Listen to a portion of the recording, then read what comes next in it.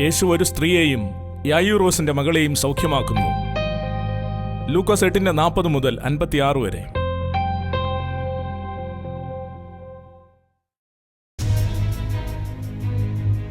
യേശു മടങ്ങി വന്നപ്പോൾ പുരുഷാരം അവനെ സന്തോഷത്തോടെ കൈക്കൊണ്ടു. അവർ എല്ലാവരും അവനായിട്ട് കാത്തിരിക്കുകയായിരുന്നു. അപ്പോൾ പള്ളിപ്രമാണിയായ യായൂറസ് എന്നു പേരുള്ള ഒരു മനുഷ്യൻ വന്നു അവന്റെ കാൽക്കൽ വീണു.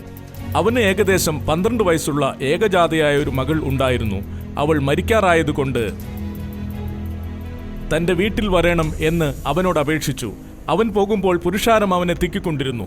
അന്ന് 12 സംവത്സരമായി രക്തസ്രാവമുള്ളവളും മുതലെല്ലാം വൈദ്യന്മാർക്ക് കൊടുത്തിട്ടും ആരാലും സൗഖ്യം വരുത്തുവാൻ കഴിയാത്തവളുമായൊരു സ്ത്രീ പുറകിൽ അടുത്തു ചെന്നു അവന്റെ വസ്ത്രത്തിന്റെ തൊങ്ങൽ തൊട്ടു. ഉടനെ രക്തസ്രാവം നിന്നുപോയി. യേശു ചോദിച്ചു, എന്നെ തൊട്ടത് ആർ?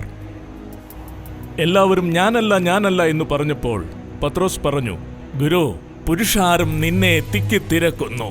യേശുവോ, ഒരാൾ എന്നെ തൊട്ടു, എന്നിൽ നിന്നും ശക്തി പുറപ്പെട്ടത് ഞാൻ അറിഞ്ഞു. താൻ മറിഞ്ഞിരിക്കുന്നില്ല എന്നു സ്ത്രീ കണ്ട് വിറച്ചും കൊണ്ടുവന്നു അവന്റെ മുമ്പിൽ വീണു. അവനെ തൊട്ട സംഗതിയും തൽക്ഷണം സൗഖ്യമായതും സകല ജനവും കേൾക്കെ അറിയിച്ചു. യേശു അവളോട്, മകളെ, നിന്റെ വിശ്വാസം നിന്നെ രക്ഷിച്ചിരിക്കുന്നു, സമാധാനത്തോടെ പോക.